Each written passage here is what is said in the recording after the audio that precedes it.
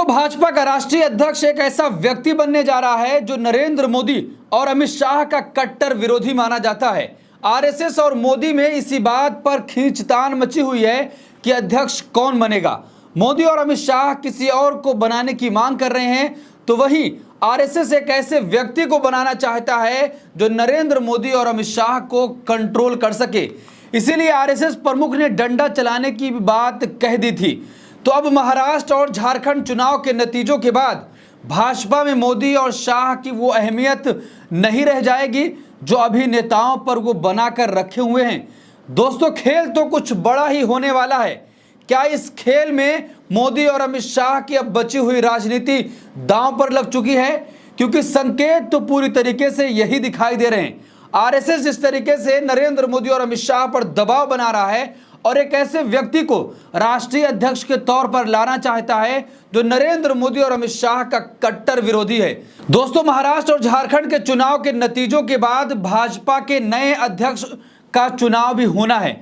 महाराष्ट्र और झारखंड का चुनाव मोदी और अमित शाह के गुजरात लॉबी के लिए कितना अहम है, इस बात का अंदाजा लगाया जा सकता है कि अगर नरेंद्र मोदी और अमित शाह इन दोनों राज्यों में चुनाव हारते हैं तो आरएसएस मोदी के घोर विरोधियों को बीजेपी का नया अध्यक्ष बना सकती है। कई नामों पर चर्चा चल रही है।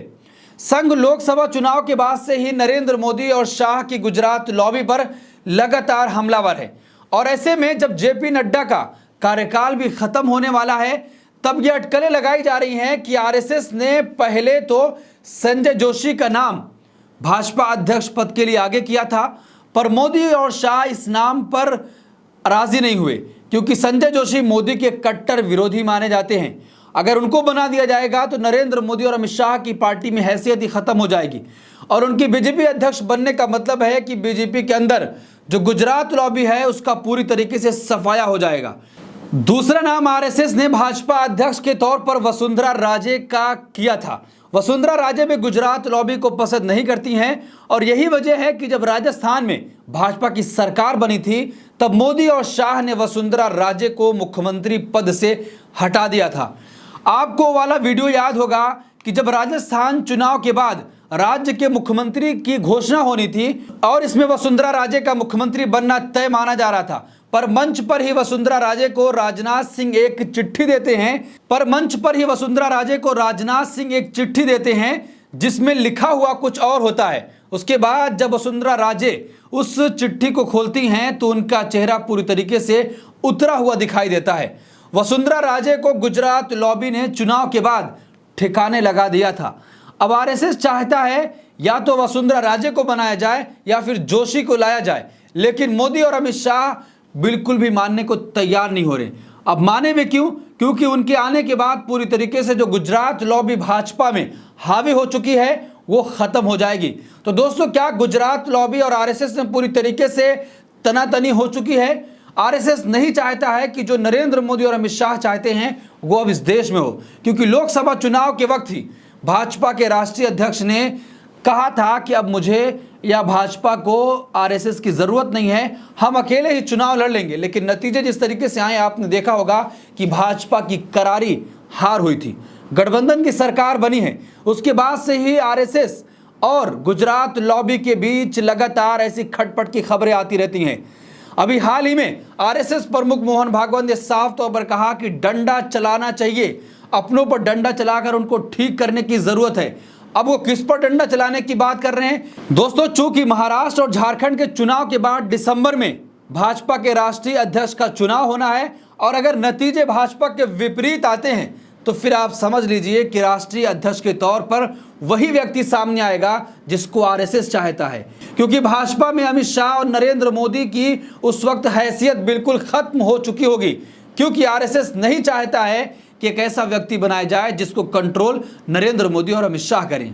देखिए, खबर आपके स्क्रीन पर है। बीजेपी में नड्डा की जगह कौन लेगा? संभावितों में बीएल संतोष का नाम भी शामिल हो चुका है। खबर है कि मध्य दिसंबर तक नए राष्ट्रीय अध्यक्ष के लिए भारतीय जनता पार्टी और आरएसएस के बीच सहमति बन जाएगी। मौजूदा बीजेपी अध्यक्ष जेपी नड्डा एक्सटेंशन पर चल रहे हैं क्योंकि 2024 के चुनाव के नतीजों के बाद भाजपा के राष्ट्रीय अध्यक्ष का चुनाव होना था। लोकसभा चुनाव के दौरान जेपी नड्डा ने कहा था कि बीजेपी इतनी सक्षम हो चुकी है कि उसे संघ की मदद की बहुत ज़रूरत नहीं बची है। लेकिन उनका ये बयान बीजेपी को बहुत भारी पड़ा था और बीजेपी लोकसभा चुनाव में अपने बूते बहुमत भी हासिल नहीं कर पाई। तो दोस्तों, जिस तरीके से लड़ाई गुजरात लॉबी बनाम संघ हो चुका है, संघ नहीं चाहता है कि एक ऐसे व्यक्ति को बिठाया जाए फिर से जिसको नरेंद्र मोदी और अमित शाह पूरी तरीके से कंट्रोल करें, क्योंकि अब एक ऐसे व्यक्ति को बिठाने की बात की जा रही है जो नरेंद्र मोदी और अमित शाह को कंट्रोल कर सके।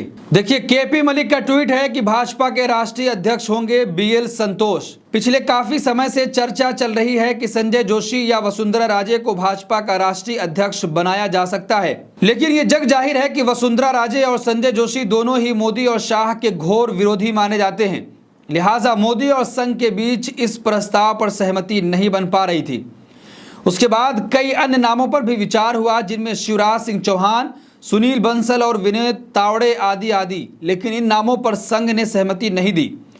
तो अब ऐसे नाम को आगे लाया जा रहा है जिस पर मोदी और शाह और संघ की सहमति बनती हुई दिखाई दे रही है, और वो नाम है बीएल संतोष का, क्योंकि बीएल संतोष संघ से ही आए हैं और मोदी के साथ उनकी केमिस्ट्री भी फिट बैठती है, इसलिए बीएल संतोष के नाम पर सहमति की खबर है। हालांकि इस फैसले की घोषणा को काफ़ी हद तक महाराष्ट्र और झारखंड चुनाव परिणाम तय करेंगे, क्योंकि लोकसभा चुनाव के परिणाम ने मोदी शाह को मायूस तो किया, लेकिन हरियाणा की जीत ने मायूसी में संजीवनी देने का काम किया है। लेकिन अब अगर दोनों राज्यों में एक में भी जीत हाथ लग गई तो मोदी शाह के हौसले बुलंद होते हुए दिखाई देंगे, जिसका असर राष्ट्रीय अध्यक्ष पद के फैसले और यूपी में लखनऊ की गद्दी पर भी दिखाई देगा, क्योंकि वहां बटोगे कटोगे नामक ब्रह्मास्त्र ने दिल्ली को असहज कर रखा है। लेकिन एक बात तय है कि परिणाम कुछ भी हो, संजय जोशी की भाजपा में एंट्री तय है।